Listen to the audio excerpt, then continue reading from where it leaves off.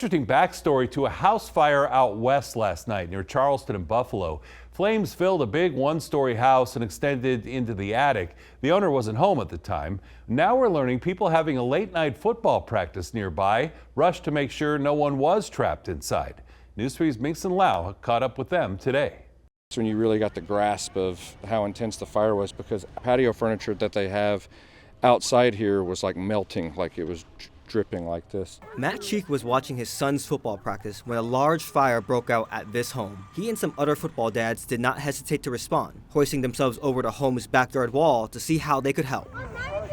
Came right between these two trees here and tried to find the shortest part of the wall that I could maybe get over, which was up there, and I hopped over there, and when I landed, I seen one of the other dads already had a water hose out and was spraying the fire. According to Cheek, the fire was gushing out the windows at one point, with flames reaching 30-some feet in the air. Right after Christmas, it's pretty horrible to see an entire house completely in flames. So we live in the community right across the street, and I was actually driving back from the Strip with my father and family, and from about 10 minutes away, I saw the plume of smoke. So I was like, Dad, that's a house fire somewhere over there. He's like, how do you know? I'm like, that's a lot of smoke.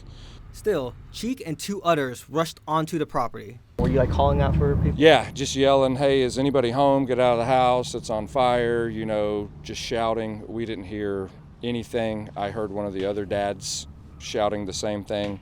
So once we didn't get any responses or anything, we knew no one was in the home. It was crazy, and it was hot, and you couldn't breathe, and your eyes were all messed up, and even today kind of still getting stuff out or whatever. But the craziest thing actually was the sounds that it was making.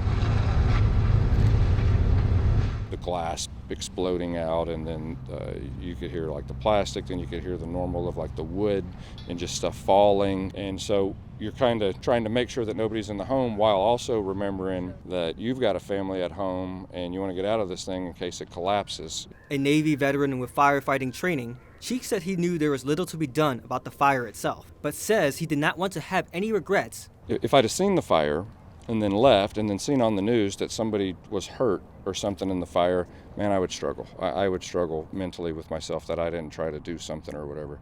So it was absolutely worth it to go in there. According to Coach Sean Kekoaha, the Junior Gales football team watched from a safe distance away, including Cheek's 11-year-old son. Although he does not want his sons rushing into house fires, Cheek says he hopes the men's action that night inspire the boys to care for others. You would hope the kids would learn to try to help people. I can tell them till I'm blue in the face to clean the room, but if my room's trashed, I mean, what are the odds that I'm going to convince them just to do as I say and not as I do, right? Fire and Rescue said they are still investigating the cause and extent of the damage. For News 3, I'm Mingson Lau.